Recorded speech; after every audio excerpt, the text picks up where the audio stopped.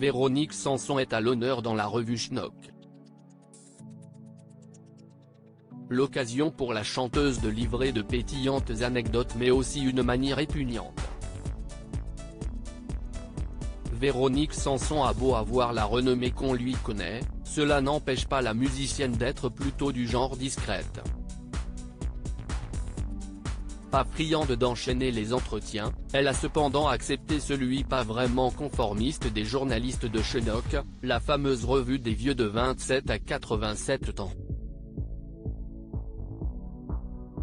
Deux chanceux qui ont été reçus par l'artiste chez elle dans cette maison en bord de Seine, qu'elle habite depuis 40 ans, pour qu'elle leur livre de nombreuses anecdotes et des souvenirs le temps d'une nuit mémorable.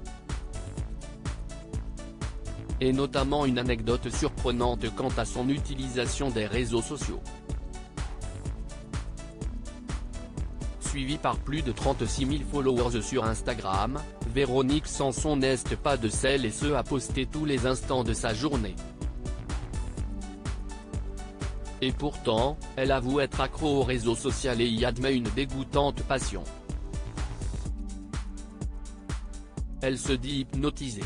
Celle qui a été dans le début des années 1970 en couple avec Michel Berger, avec qui elle collaborait, avant de décider de tout plaquer pour vivre une idylle outre-Atlantique avec un autre artiste musical, trouve qu'Instagram est vraiment piégeant.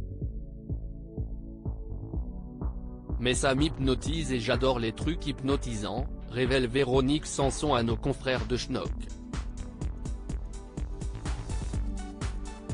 Des vidéos de construction, de travaux, d'animaux.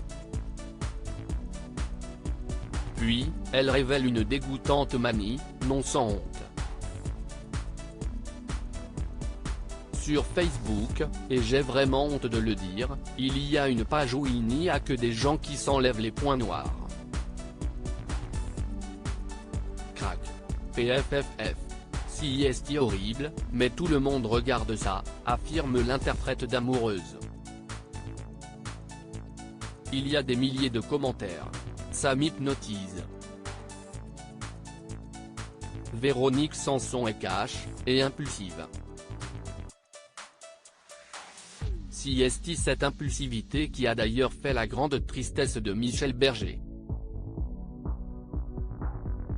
Lorsqu'elle l'a quitté du jour au lendemain sans prévenir pour s'envoler aux États-Unis, elle a pu compter sur une célèbre amie. Puisque sans Nicoletta, elle n'aurait pas pu booker ce billet pour New York, comme révélé dans On n'est pas couché. Si est la chanteuse Nicoletta qui vous avance l'argent pour acheter ce billet, a-t-elle fait savoir.